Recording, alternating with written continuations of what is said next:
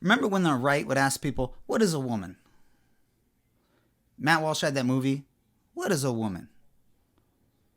To me, a woman is whoever says they're a woman. I mean, I have a pair of balls and I got a pair of tits. And really, honestly, I'm not 100% sure any of us actually exist in the first place. But I'd always turn the question on them and go, could you tell me what a woman is? You could never find an answer from these people. The right never actually tells you what a woman is in their minds. Their answer is usually something to the effect of, well, I asked you first. And you would think, given their obsession with other people's genitalia, sex to them would be defined as by your genitalia. But no, turns out that's not true now. Because that Olympic fight just happened. Two female boxers, two biologically born female boxers in the ring, and yet they're claiming, they swear, and they're fighting and dying on this particular hill, that woman is actually a man. This is Tim Pool talking about it, and Tim Pool's take on here is pretty much the consensus of the entire right. Donald Trump, J.K. Rowling, Elon Musk. On the Telegraph, female boxer has nose broken by opponent who failed gender test during brutal 46-second fight. The test was a single testosterone test that she failed. I don't know why she failed it. I don't have enough information. All I know is she failed one test from an organization that is not affiliated with the Olympics, and that she has a vagina.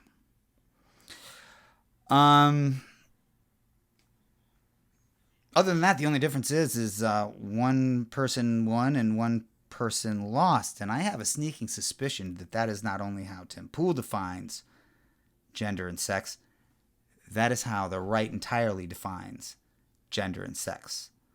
The one who wins is the man. The one who loses is the woman.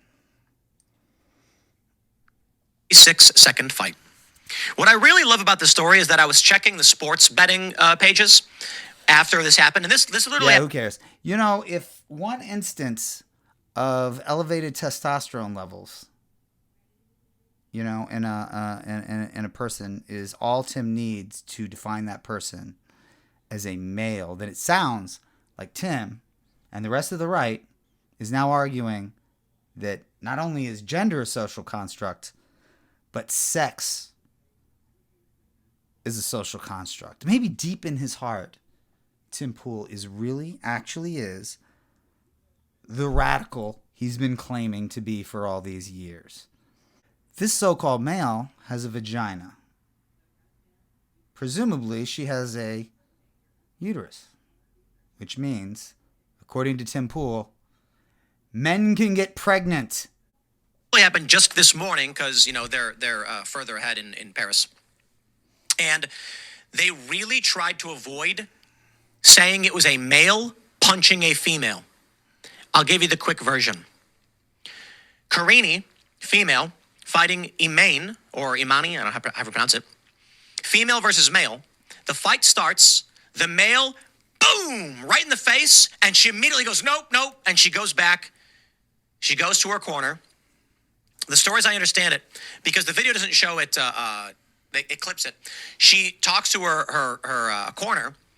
They say, go back in and fight. She goes back in and then immediately stops, turns around and says, no way, I can't do this. She gave an interview where she basically said, I've never been hit so hard in my life. I'm clearly overpowered, and I'm going to be mature and say this fight is over. Congratulations to the male. Bravo on slugging that woman in a boxing match. Wow, you really proved how great you are at fighting by punching a woman in the face. He's so performative. Have you ever noticed how performative he is? It's odd, you know. And that the bottom half of that grill is just jacked up. And he always dresses like a teenager from a Kohl's catalog. The audacity of questioning this Olympian's identity while going around calling yourself a skater? Tim Pool has no style. He is not a skater. In order to be a skater, you have to have style.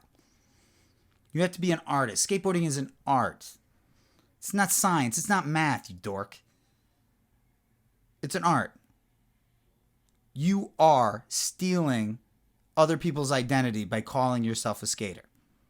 You look at the great skaters, the old guys, the guys in their 50s now. They're all artists. They're musicians. They're, lead singer of Black Flag, or they're doing graphic designs, or they're doing shows in galleries. They're photographers. They're visual artists. Tim Pool, you've heard Tim Pool's music? No hooks, no riffs, no lyrics, no soul. You can't be a skater, no matter how many tricks you learn, if you have no style.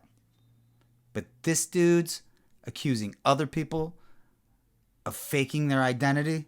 There was this trans male high school wrestler down in Texas. And the Republicans down there forced him to wrestle the girls because you were not allowed to compete with anyone who did not have the same identity that is found on your birth certificate down in Texas. Those are the rules. So it was essentially a male wrestling a female. Again, this was not his choice. This was the choice of the Republican Party, the Elon Musks, the Tim Pools of the world, the J.K. Rowlings of the world. This was their idea. And, well, specifically Greg Abbott. But this athlete trounced girls in his weight class. And the right was up in arms over it. That wasn't fair. That's what they argued. It wasn't fair. All of a sudden, they were just recognizing this young man's trans identity. Just like that, they were respecting pronouns. Because if he was winning, he had to have been a man. Remember Lady Ballers? You thought it was going to be transphobic, then it just turned out a bunch of non-athletes were slam dunking on women. Just turned out to be about women sucking at basketball. These morons define not only gender but sex through power. You are not a man unless you're kicking ass. And if you don't believe me, this is a little nugget I found a little further down on this clip, probably about 10 minutes later. But if I was Carini and they said, go into the boxing ring, the fight's going to happen, I would put my hands behind my back and I would stand perfectly still and I would not move. I would not guard. I would not put my hands up. Or I think they might require you to before the fight starts. I'd immediately put them down and I'd put them to the side.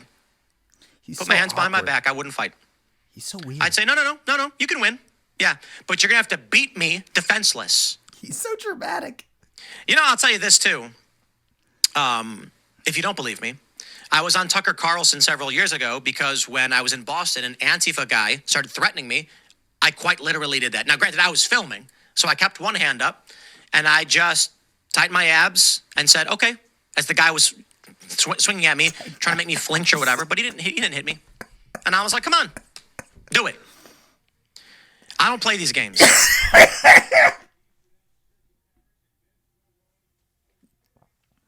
I don't believe you, Tim. Because I saw that interview with that rapper, the Rugged Man. You called him a punk and invited him to step up. And when he stepped up, you went, oh, I don't know. I'm sorry, man. I didn't mean it. You back down, dude. Quick. Like a lot of right-wingers, Tim's manhood is all wrapped up in his hairline and his ability to do violence. So to him, gender, sex, this Olympian is a male because she won. And her opponent, is a female because she lost. Sex, according to the right, is a social construct.